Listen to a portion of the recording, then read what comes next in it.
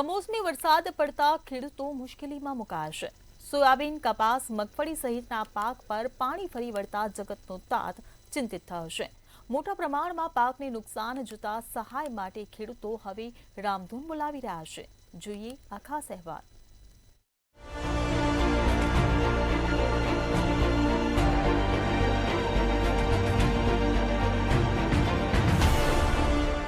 રાજકોટના ધોરાજીના જમનાવડ રોડ અને જૂનાગઢ રોડ પરના સોનારવાઈ વિસ્તારના અંદાજે 1.5 થી 2000 વીઘા જમીનમાં ખેડૂતોએ પોતાના ખેતરોમાં સોયાબીન, કપાસ, મગફળી જેવા પાકોનું વાવેતર કર્યું હતું। સારી ઉપજ મેળવી શકાય અને પોતાના પરિજનોનું જતન કરી શકાય તે માટે જગતનો તાત હવે ચિંતિત બન્યા છે, કારણ કે જગતનો નાથ હવે રીસાયો છે અને કુદરતી આફત જેવી કે કમોસમી વરસાદ અને માવઠા સાથે જ વાવાઝોડાનો કહેર વર્તાવી રહ્યો છે।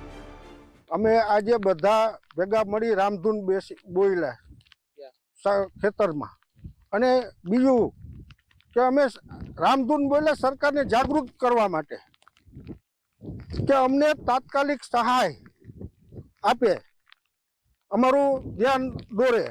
અમારા ધોરાજી પંથકમાં બધે વરસાદ કમોસમી થયો છે, તો કપાસ, સોયાબીન, મગફળી બધું ફેલ છે।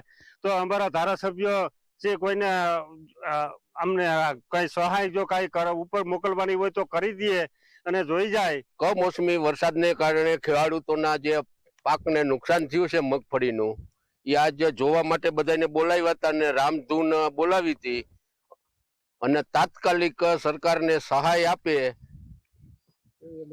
અમે રજૂઆત કરીએ છીએ। બાકી અત્યારે તો બધા ખેડૂત મરી ગયા છે, નુકસાનમાં તો કઈ બાકી જ નહીં, 100% નુકસાન છે। આ વરસાદને કમોસમી વરસાદ થયો એના કારણે માંડવી તો બગડી, પણ તમે જોઈ લ્યો તમારી નજર સામે છે, પાલો પણ કારો પડી ગયો, એ ઢોરના મોઢામાંથી ને વહી ગયો। એટલે હવે એ ઉપાધિ છે કે હવે પાછું એની ખરીદી કરવાની, એ ગોતવા જવાનું વેચાણ। સર્વેમાં તો એટલું કે સેટેલાઇટ થી ન કરે સર્વે, અને અધિકારી ભેગો કોઈ ખેડૂને મોકલે તો ખેડૂને જ ખબર પડશે કે નુકસાન કેટલું। સાહેબોને તો શું ખબર પડે, ઓફિસમાં બેઠા હોય ને કે ભાઈ આમાં નુકસાન કેટલું ગયું, ખેડૂત હોય છે એને જ ખબર પડશે કે આમાં નુકસાન શું છે।